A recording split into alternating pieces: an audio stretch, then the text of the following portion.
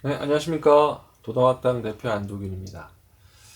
이번 시간에는 우리 커리큘럼에 있는 10강, 제목은 이제 이소노미아와 철학의 기원이라는 이 강의를 소개해 드릴게요.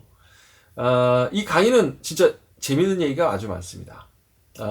일단 그 소스를 말씀드리자면, 그 일본의 가라타니 고진이라고 하는 그 철학자가 있어요. 그분이 쓴 철학의 기원이라는 책을 참조해서 만든 강의입니다. 그 책의 이제 핵심 내용부터 말씀드릴게요. 우리가 고대 그리스 하면 떠오르는 것들이 있어요. 예를 들어서 뭐 철학과 민주주의. 그러니까 철학과 민주주의가 처음 시작된 곳이 고대 그리스죠. 뭐 그 밖에도 뭐 알파벳이라든지 화폐의 통화 경제, 뭐 해외 무역 이런 것들이 이제 고대 그리스에서 정립이 됐는데 이런 것들을 다 합쳐서 저는 이제 그리스적인 것이라고 할게요.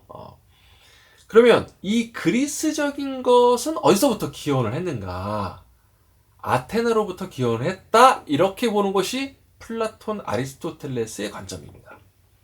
이 관점이 주류적인 것이었고요. 물론 이제 최초의 철학은 이오니아에서 시작이 됐어요. 근데 이오니아도 당시에는 그리스 식민지였기 때문에 고대 그리스로 보는데 어쨌든 이 이오니아는 지금의 튀르키예 이 아나톨리아 반도 서쪽 해안에 있는데 아리스토텔레스는 이오니아에서 철학이 처음 시작되긴 했지만 진정한 의미에서 철학은 아테네에서 시작되었다고 그렇게 말을 합니다. 그러니까 소크라테스에 의해서 비로소 윤리적 고찰로 전향한 시점, 자연 철학, 이오니아의 자연 철학에서 윤리적 고찰로 전향한 이 시점을 진정한 철학의 시점으로 본 겁니다. 근데 가라타니 고지는 그렇게 보질 않아요. 고지는 그리스적인 것의 기원을 아테네가 아닌 이오니아로 봅니다. 그러니까 철학이나 민주주의 같은 이 그리스적인 것의 기원이 이오니아 지방에서 시작됐다는 거죠. 그리고 소크라테스도 아테네 철학의 창시자가 아니라 이오니아 정신을 아테네에서 복원하려는 인물로 봅니다. 그러니까 아리스토텔레스의 이 관점과는 완전히 다르죠. 그리고 아테네의 민주제회 같은 경우도 그렇습니다. 뭐 아테네의 민주주의는 이제 지금의 민주주의와는 많이 다르죠. 아무튼 아테네는 이오니아의 정신을 온전히 실현하려고 했는데 그러지 못했고 그 대안으로 만든 것이 이제 아테네의 데모크라시였다라고 주장을 합니다. 그러면 그 이오니아의 정신이란 무엇인가? 그 이오니아의 정신은 바로 이소노미아라고 합니다. 이소노미아. 이소노미아는 무지배 혹은 비지배라고 번역할 수 있는데 지배하지 않는다라는 뜻입니다. 당시 이오니아 지역에서는 이 지배자와 피지배의 구분이 없어요. 없는 이 평등한 사회 체제를 갖고 있었습니다. 그러니까 이 식민지라고 해서 이 본토에 속박되어서 막 관리를 받고 이런 제국주의식의 식민 통치는 아니에요. 그리스 본토 사람들이 다른 지역에 이주를 해서 원주민과 함께 살아가는 그런 방식인 거죠. 그러니까 이오니아도 마찬가지였고, 그러니까 본토의 간섭을 받지 않는 독립적 식민지였어요. 물론 이제 그들이 이제 섞이는 과정에서 뭐 물리적 충돌도 있고 했겠지만 그 충돌 이후에는 이 개척자들이 원주민을 뭐 지배한다거나 이제 그런 게 아니었고 뭐 서로 섞여서 혼혈이 일어나고 지배와 피지배 관계가 없는 어떤 새로운 환경이 조성되었다고 볼 수 있습니다.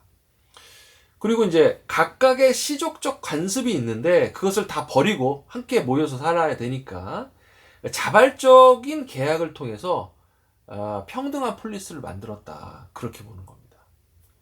근데 이 정치적 평등이 일어나려면 경제적 평등이 자연스럽게 동반이 돼야 돼요. 그러니까 이오니아가 그런 경우였습니다. 그러니까 이오니아에는 노예가 없었어요.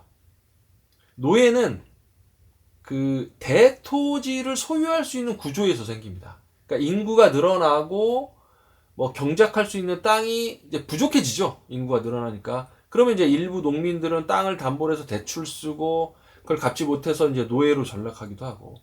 그런 식으로 양극화가 진행되면 대토지가 생기고 그것을 소유한 어떤 부호와 노예의 관계 이런 게 발생을 하죠. 그러니까 이런 구조에서는 평등이 구현될 수 없다.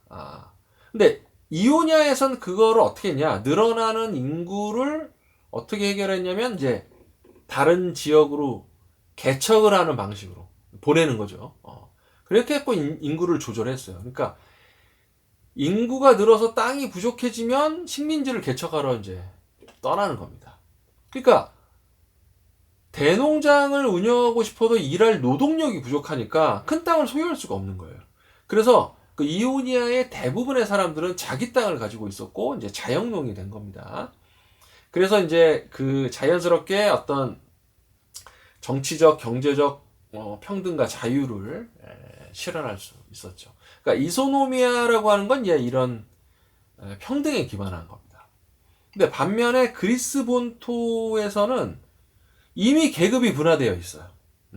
불평등이 심화됐죠. 그러니까 인구가 폭발적으로 늘고 식민지 개척을 보내는데도 인구가 많이 늘어나고 계급이 분화되고 양극화가 심해지고 그리고 이제 평민이 노예로 전락하는 일이 많아지면서 그 이오니아가 만들어 놓은 이 이소노미아가 본토의 평민들한테는 부러움의 대상이 된 거예요.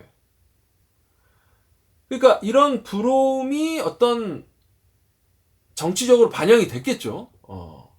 그래서 정치적인 움직임이 일어났는데 그 이오니아 같은 어떤 비슷한 그 이소노미아를 실현하기는 좀 어려웠어요.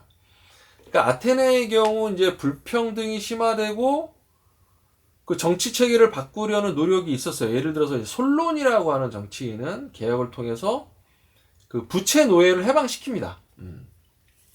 근데 이게 귀족과 평민의 이 모두를 만족시키지 못해요. 그러니까 부자는 이 부자인 귀족들은 뺏기는 것에 분노를 하고 그다음에 평민들은 토지가 재분배가 일어나지 않았다는 것에 이제 실망을 합니다.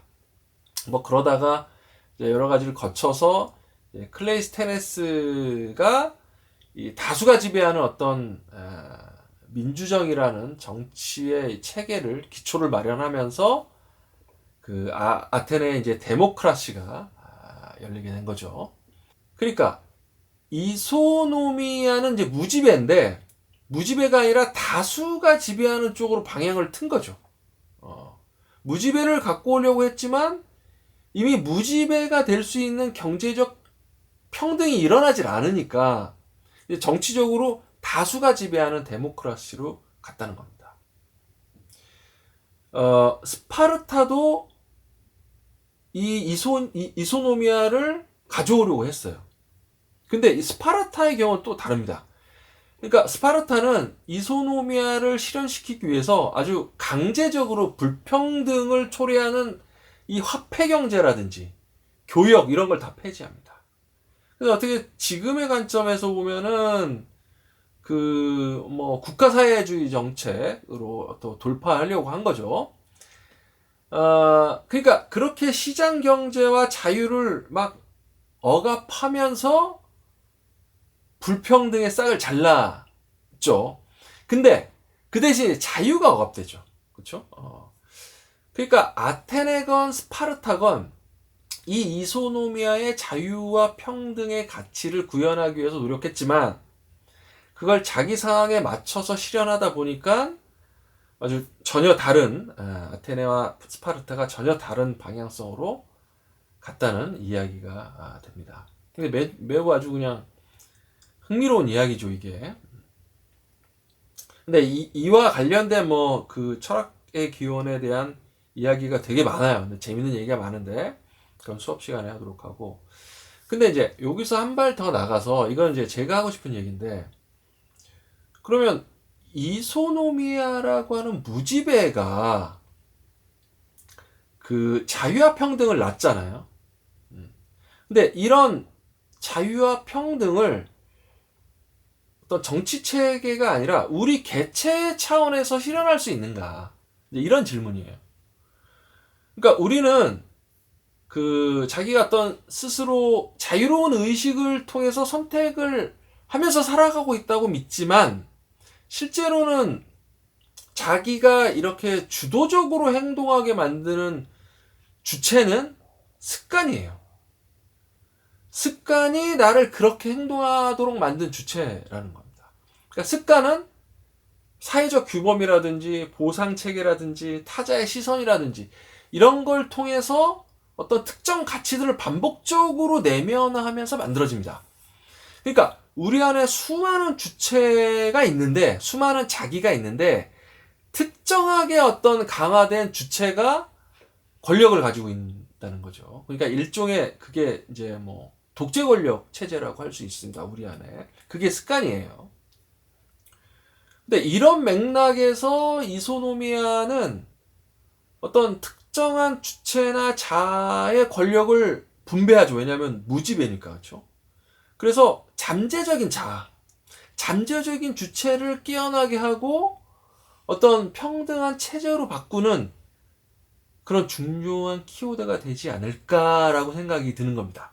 그러니까 나는 원래 이래 라는 어떤 그 강력한 자아가 있고 그 자아의 목소리를 뭐 의도적으로 힘을 좀 빼게 한다든지, 그래서 이 습관적 주체의 항진이 가라앉은 어떤 정적임 속에서 다른 주체들이 자연스럽게 드러나도록 하는 겁니다.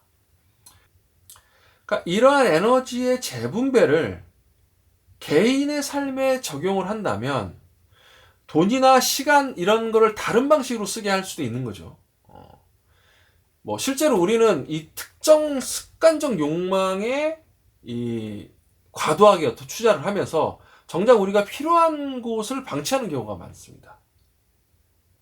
그래서 이오니아가 이 과밀해진 인구를 식민개척을 통해서 이제 조절을 했듯이 그 과밀해진 우리의 욕망에 이 눈을 돌려서 다른 욕망을 개척할 수 있도록. 그래서 이제 기존의 습관적 주체가 만든 이 답답한 운명의 굴레와 번뇌에서 벗어날 수 있게 하자는 겁니다.